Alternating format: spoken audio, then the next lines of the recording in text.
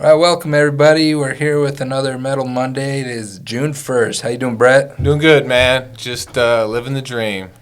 Cool, man. So we saw copper last week looking pretty good. This morning, right now, it's looking pretty good. Up another 4.5 cents. Yeah, man, it's kind of this morning, so that was good. taking a run up. You have any thoughts of why it's doing that? You think it's going to keep going? You have any opinions on that? I think it has. I mean, obviously China came out with and their factory orders, and their economy is looking a little bit better than maybe people had anticipated, and maybe even that they had anticipated, which I think that's driving the copper market. You see silver's taking a good run today. Yep. Platinum, palladium is in gold are moving in the right direction. So I think it's supply-demand right now. I think the economy was shut down long enough that it kind of disrupted the supply flow. Mm-hmm. And that's I think that you're seeing that same thing in the ferrous market. The ferrous market is going to be up this month. Nobody really knows how much. It probably depends on the grade of material. But the supply is and was disrupted long enough that it's even though the demand isn't off the hook, significantly larger than say last year at this time, the supply is unavailable.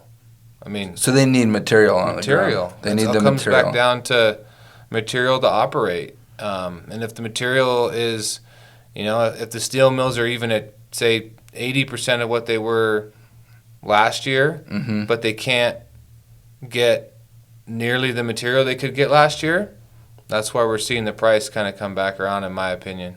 Which would be nice, which will, obviously, if that happens, it should bring more material into all the other scrap yards, which would benefit the mills, the shredders. There will be that supply demand where that thing kind of X's out, and that's going to be, I don't think we're not there yet because the prices have got to come up to see, people crush more cars, more retail scrap, landfills process their material, stuff like that is, usually good volume into scrap recycling facilities. You have to see the automakers turn back on and start producing.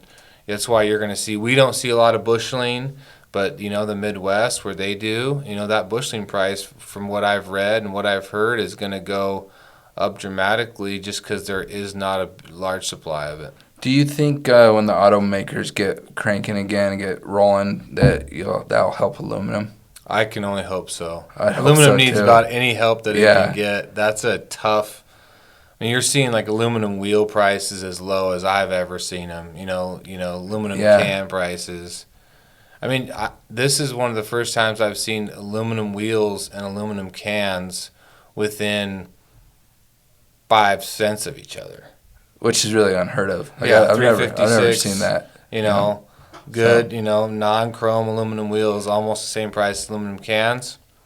Aluminum is a tricky market right now. It's definitely tough. That's why with what we do, you can never get too comfortable on falling into the trap of saying that's how we do it. Because how you did it 5 years ago is different. Exactly. It's different. You got to keep growing, and that's one thing I like about this. Find this your niche, industry. and find what you're good at, and but don't be ever afraid to retool your machine and adjust and to move forward. Absolutely. Okay, well, next week I'm hoping to bring you, me and Brett are both hoping to bring you kind of a special part 1 to the Tornado app with the Xanner guys with the 2 Petes.